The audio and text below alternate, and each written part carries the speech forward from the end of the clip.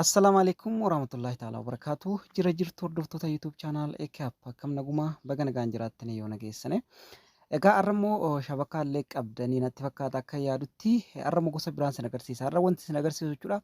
Akkamitti waan yeroo fakkaatuun suuraas ta'e viidiyoo keessan wantoota garaagaraa akkamitti hojjettanii gadhiiftan namoonni fakkeenyaaf TikTok irra gadhiisan jechuudha.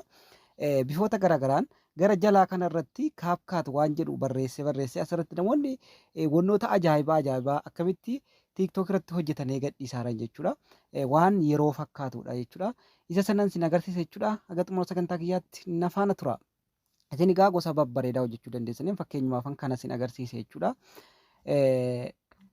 Kiraara mataa isaallee ofiif qaba jechuudha.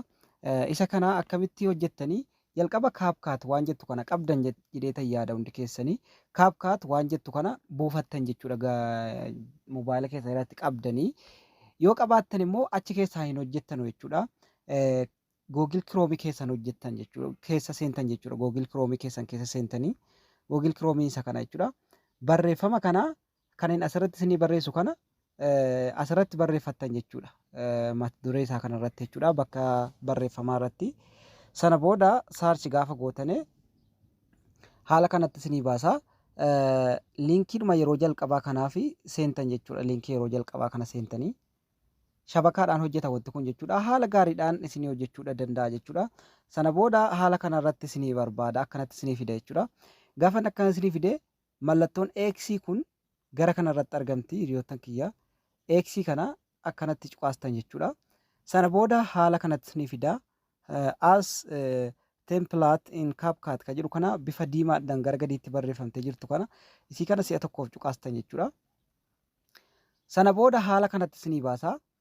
Isin yoo isa kana kan barbaaddanu ta'e isin seentanii ilaaltan egaa amma fakkeenyaaf as template kan jettu kun bakka kana jirti jechuudha. Isii kana cuqaastanii gaalaarii keessan keessa isin geessee suuraalee isin filachiisa jechuudha. Amma ani gaalaarii kiyya keessaa suuraa filadheetan deebi'a fakkeenyaaf suuraa akkanatti hamma inni isin gaafate filattan isinii adda gaafata jechuudha. 1 5 gaafata 4 gaafata keessaa kan isitti tole jechuudha. Filattan jechuudha. Hamma inni filadhu isiniin jedhee filattan jechuudha. Kunoo kiraara mataa isaa qabaa beekaan duuche jechuudha. Sana booda haala kanarratti jechuudha. Bifa barbaaddaneen isiniif hojjeta jechuudha. Bifa barbaaddanee isinii hojjeta. Haala miidhagaa ta'een yoo viidiyoo ta'e jechuudha. Viidiyoolee babbareedaa asirratti hojjetachuudha dandeessan jechuudha. Kan itti naanus baay'ee jira. Kana keessaa fakkeenyaaf seef yoo gochuu barbaaddan gubbaa isaa kanarratti ekspoort kan jedhu akkuma kaapkaatiiti jechuudha. Yoo immoo dabalata barbaaddan dabalata kunoo piroofaayilii cuqxan jechuudha. Piroofaayilii isin cuqaastaneeti kunoo akkana gadi barbaaddan jechuudha. Kana keessa gaa waan baay'eetu jira. Waanuma namni TikTok irratti hojjetee gadhiisaaru hunda waan ajaa'ibdanu hunda jechuudha. Namni as jalatti hojjetaara jechuudha. Asirratti hojjetee gadhiisaara jechuudha. Garuu immoo namni watarmaarkeetii isaa hin baasu jechuudha. Kunoo gaafa gadhiise pileestoorii irra jechuudha. Watarmaarkeetiin isaa jala kanarratti dhufee taa'a jechuudha. Isa sana isin asirraan hin gadhiiftanu. Yoo asirraan gadhiiftan ilaalchallee baay'ee isiniif hin qabu jechuudha. Gadi buuftanii kaatanii gaalaarii keessan keessaa gadhiiftanii isin kana keessa hin ilaaltan jechuudha. Waan isiniif ta'u asirratti viidiyoo ilaaltanii akka viidiyootti isin agarsiisanii bifa viidiyootti jechuudha.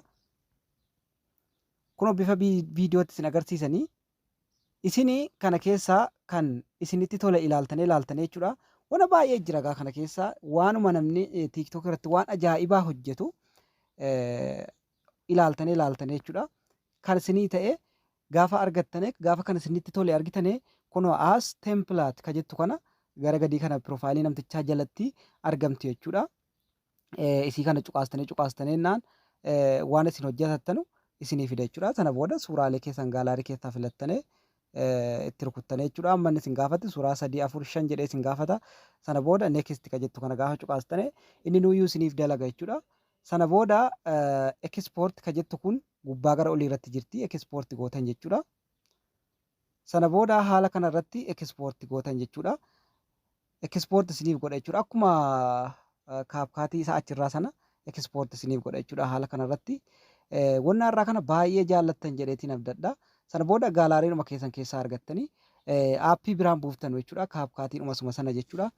Haala kanarratti fayyadamuu dandeessanii barreeffama isaa asirra isiniif kaa'ee jiru jechuudha. Kanatti fayyadamaa isiniin jedha. ni jaallattan jedhanii abdadhaa. YouTube channel kiyya laayik godhaa. Gaafii qabdan kan biraa yoo qabaattan koomentii jala naaf kaa'aa. Sheer waliif godhaa isiniin jedhaa. Baay baay.